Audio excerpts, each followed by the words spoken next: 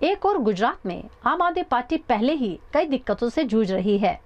इसी बीच वडोदरा आम आदमी पार्टी के अध्यक्ष को लेकर बड़ी खबर सामने आई है।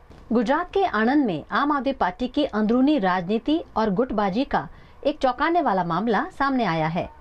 आणंद साइबर क्राइम पुलिस ने इंटेलिजेंस ब्यूरो का नकली अधिकारी बनकर अपनी ही पार्टी के केंद्रीय नेता को फोन पर परेशान करने के मामले में बड़ी कार्यवाही की है। पुलिस ने वडोदरा शहर आप के अध्यक्ष अशोक ओझा और उनके आणंद के दोस्त नितिन डोबरिया को गिरफ्तार कर कानूनी कार्यवाही शुरू कर दी है। 2 દિવસ પહેલા તારીખ 28ના રોજ આમ આદમી પાર્ટીના નેતા દુર્ગેશ પાઠક અને બાદમાં અરવિંદ કેજરીવાલજી બંને દ્વારા એક ટ્વીટ કરવામાં આવેલી હતી।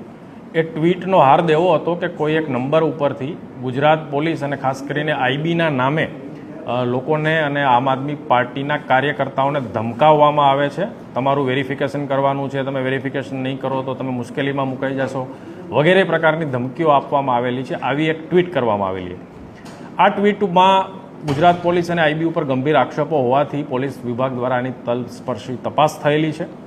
તપાસના અંતે એવું ફલિત થયેલું છે કે આ ફોન જે ટ્વીટમાં જે વાત છે એ કોલ છે એ કરનાર માણસ નીતિન ડોબરિયા આણંદમાં રહે છે અને નીતિન ડોબરિયાએ આ ફોન આવો કરેલો હતો અને આ કોલ એણે બરોડા શહેરના આમ આદમી પાર્ટીના પ્રમુખ અશોક ઓઝાના કહેવાથી કરેલો હતો। અશોક ઓઝાની હાજરીમાં જ અશોક ઓઝાના કહેવાથી નીતિન ડોબરિયાએ આ ફોન આમ આદમી પાર્ટીના બીજા એક નેતા જે દિલ્હીથી હાલમાં બરોડા આવેલા છે પાર્ટીના કામ માટે એવા કેશવ ચૌહાણને કરેલો હતો અને એને ધમકાવેલો હતો।